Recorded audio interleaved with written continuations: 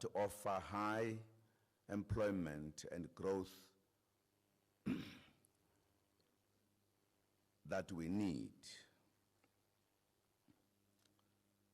Within this context, we recognize the level of Indian investment in the South African economy, which amount to a capital expenditure of 62 billion rand. South African investment into India has been growing steadily with investments in financial services, agro-processing, hospitality, and ICT. We, however, need to explore measures for increased investment in a manner that will allow for enhanced trade in respective countries. Distinguished guests, as of 2015, our level of bilateral trade stood at 94 billion rand, and we have not reached our target of 150 billion rand of 2010 as set in New Delhi during my visit, and as such, we have to intensify our efforts and enhance value-added exports. These efforts should also consider us partnering with regards to the vast opportunities that the African continent has to offer. Africa is generally regarded as the second fastest growing region in the world, with a population of around 1 billion people. According to the 2015 World Bank report, 6 of the 10 fastest growing economies globally in 2014 emanated from Africa, while the African continent became the second most attractive investment destination in the world, ranking just behind North America. Looking ahead,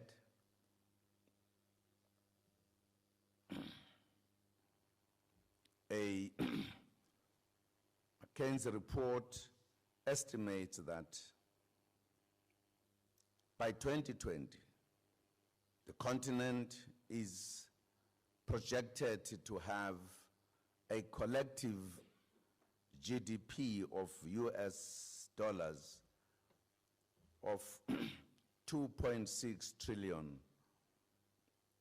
over 200 million consumers, and a working age population of 1.1 billion.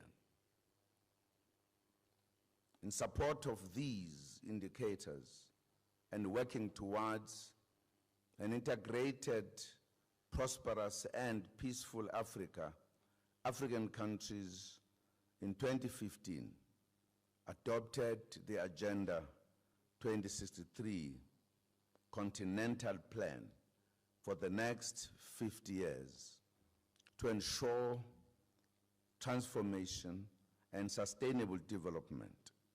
A key priority that has been identified is market integration, represented by initiatives such as the Tripartite Free Trade Area and the Continental Free Trade Area. The Continental Free Trade Area will see an integrated market of 1 billion people. Your Excellency, ladies and gentlemen, these commitments present us with numerous opportunities for cooperation in critical sectors that will drive Africa's industrialization and create so much needed jobs as well as intellectual capital. It is within this context that I encourage cooperation between South African and Indian business for mutual benefit. My government will consider appropriate instruments in advancing this initiative, including the envisaged launch of the South Africa-India Joint Trade Committee. Beyond bilateral cooperation, our partnership extends to the BRICS and IPSA fora.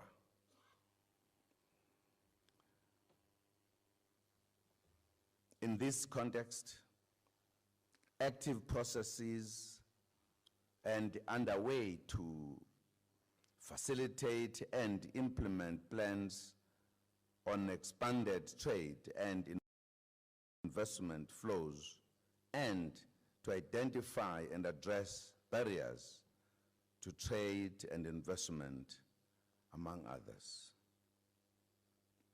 A particular area of interest is the new development bank, which is operational and has already approved its first tranche of projects in each of the member states of BRICS.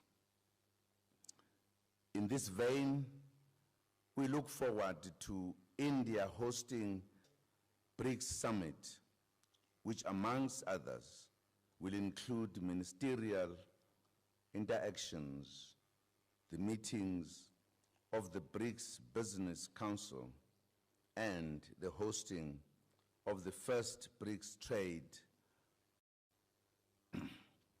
It is clear that we have various areas in which we are cooperating on, and there are substantial and concrete opportunities that we can develop further. We wish the Business Forum well. You have an enormous responsibility to put all the ideas into action and help us achieve our goals with regards to expanded trade relations. Shukriya. Thank you very much.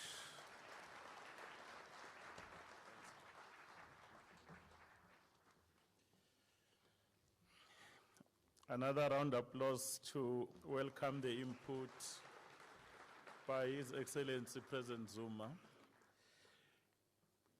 Your Excellency President, it's now my honor to request His Excellency, our Prime Minister of India, Prime Minister Modi, to come and make his remarks to this South Africa-India Business Forum. Thank you.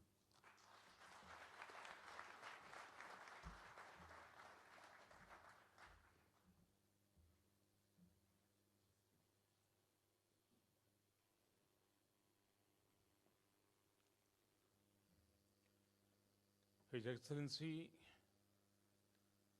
Mr. Jacob Zuma, President of the Republic of South Africa, Honorable Ministers, Captains of South African and Indian industry, ladies and gentlemen, I'm happy to be with you today. India-South Africa relations are built on a strong foundation of history. We were directed together by destiny. We are driven together by dreams. Our history had many common chapters. We struggle and sacrifice. We change the course of history. Fortunately, in this process, we had the guidance of the greatest leaders which the human race has seen. Friends, our leaders like Nelson Mandela and Mahatma Gandhi brought political freedom for us. Now, it is the time to work for economic freedom. Thus, our relations rest upon our common desire to fulfill the aspirations of our people. We have been friends in adversaries. Now, we should franchise in opportunities. With the blessings of our great leaders, both the countries have marched on the path of development. Both South Africa and India are important players in the BRICS economics. Our people at home and the world at large are looking at us with great expectations. We can join hands to fulfill those twin expectations. It is heartening that we have had very active and fruitful engagement on all possible fronts. This August gathering is also an important part of the same process. Friends, I admit that I am little late in visiting this great country. However, President Zuma and I have met several times in last 2 years.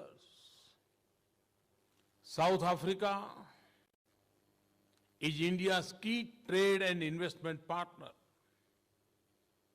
In the last 10 years, bilateral trade has grown almost 380%.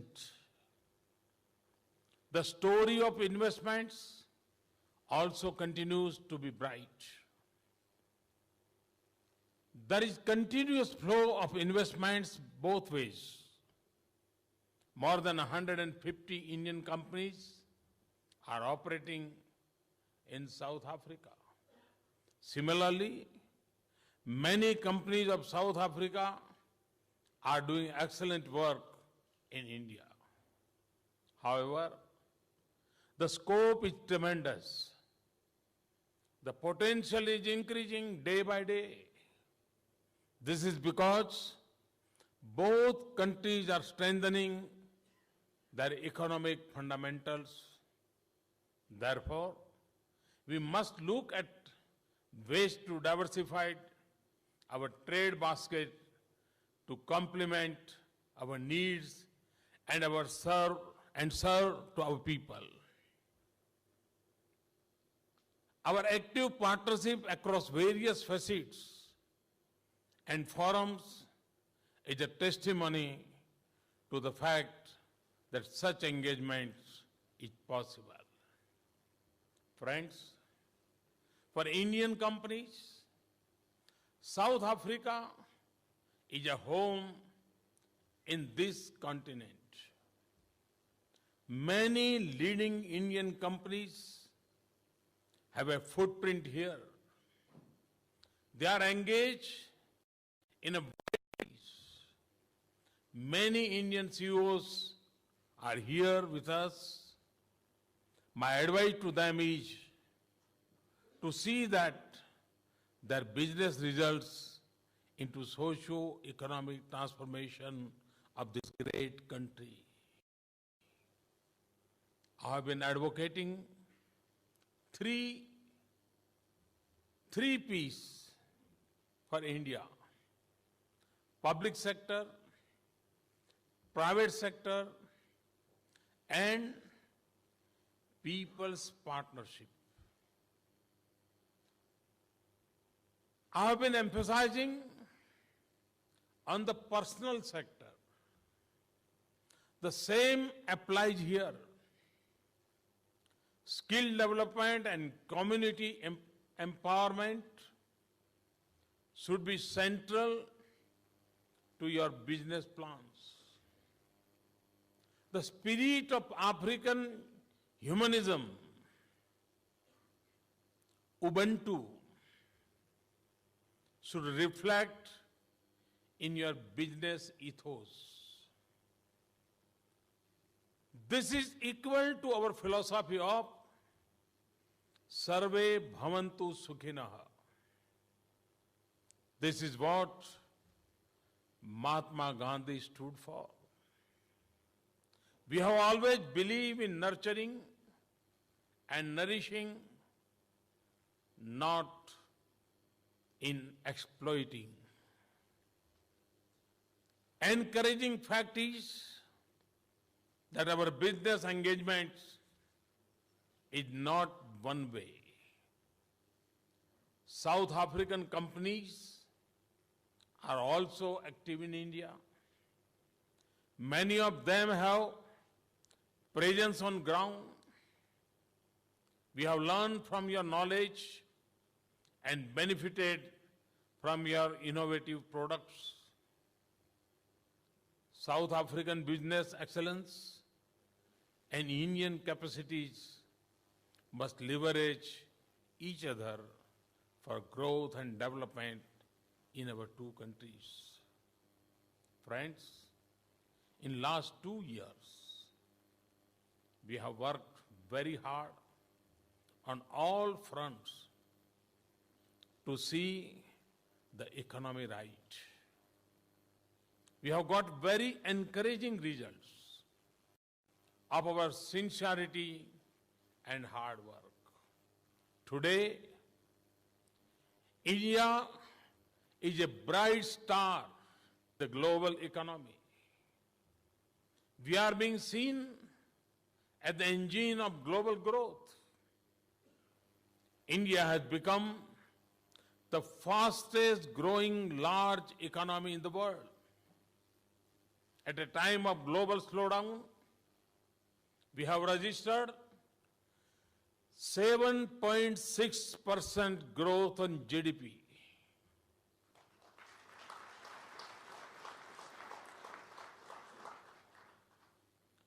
World Bank, IMF, and other institutions have projected even better growth in coming days.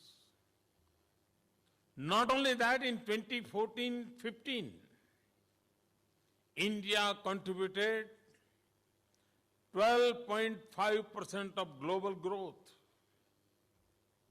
Its contribution to global growth is 68% higher than its share of the world economy. The FDI in this year has been the highest ever.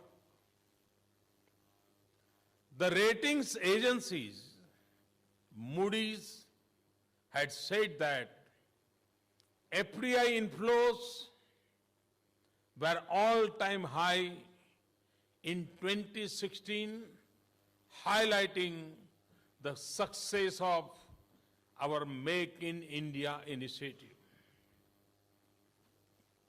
Make in India has become the biggest brand that India has ever had.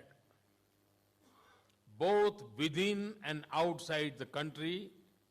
It has captured the imagination of the people, institutions, industry, businesses, media, and the political leadership. As part of the Make in India exercise, we have given emphasis on ease of doing business. We have taken decisive steps to ease the licensing processes and rationalize the provisions relating to clearances, returns, and inspections. If I talk of some other indicators, India has consistently been ranked as the most attractive investment destination by several global agencies and institutions. We have jumped 12 ranks in the latest global ranking by the World Bank and Ease of Doing Business. India has also improved in UNCTAD ranking of investment attractiveness. Against 15th so far, now we are at 9th place. India has also jumped 16 places on the World Economic Forum's Global Competitive Index. Due to positive impact of our policies and practices, our confidence has grown up. This also gives us motivation to further simplify our processes to become an easier place to do business. An innovative Startup India program has also been launched to incubate ideas and develop them into enterprises. All this is having a good impact on expansion of job market and rise in purchasing power of the people. This finally leads to India becoming a place with a better quality of life and higher living standards. We have ensured that our growth is inclusive and embraces both rural and urban communities. We are taking a leap towards next generation infrastructure in both core areas and social sectors. Friends, socio-economic challenges of both our countries are more or less same. My advice is that the wheels of development should not be reinvented. Our two countries are very uniquely positioned to complement each other. For example, nature has been kind on both of us. We have immense natural resources. The need is to properly harness them and to use them sustainably for welfare of the common man. We can learn a lot from each other in this area. We particularly want to engage with your world-class mining companies. Some of them are already active in India, but we want to strategic engagements on this front. Our interest in this sector is not one-sided. Secondly, the challenge of climate change and the need of fast-track development is before both of us. We are both committed to clean and green pathways to progress. At the same time, we need energy resources. With the help of a number of countries, we have formed the International Solar Alliance. I hope that we will enrich and take advantage of this forum. Our two countries have the unique benefit of opposite seasons. When it is summer or mango season in India, it is winter here and vice versa. We can leverage the geographic advantage to market each other's fruits, vegetables, and other perishable. India, with its huge domestic market, offers massive opportunities for your food processing industry.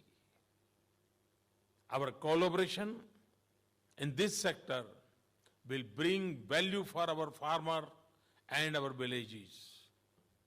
We in India are working on very ambitious plan of infrastructure.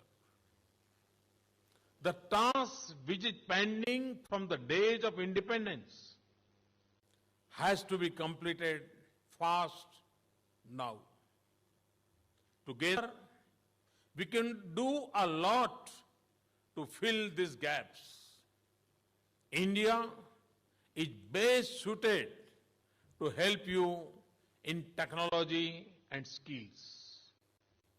Efforts are already underway in these areas.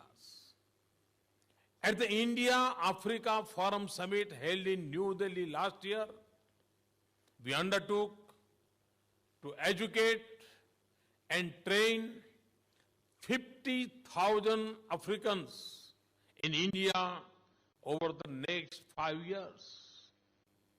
These are just a few examples. We can work together in a number of areas, from defense to dairy, from hardware to software, from medicine to medical tourism, from soft skills to science and technology. There are opportunities for us.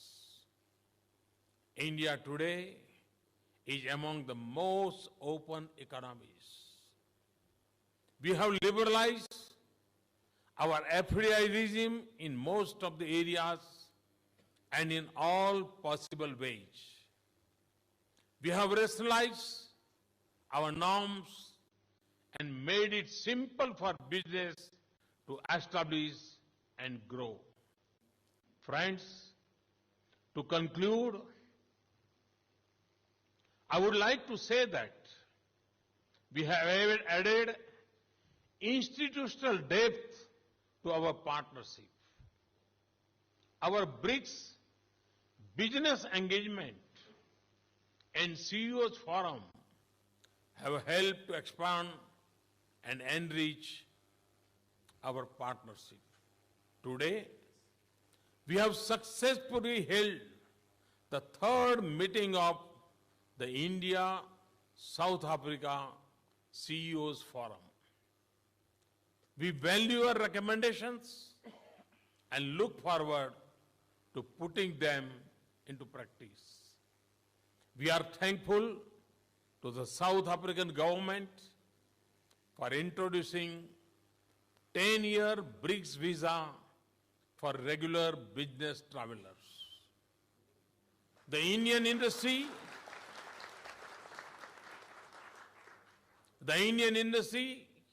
is quite encouraged by the move. In February this year, we launched our e-visa program for South Africa. This is valid for short-term tourists and business travelers. You can now get your visa for India sitting at home in your email, and that too free of cost.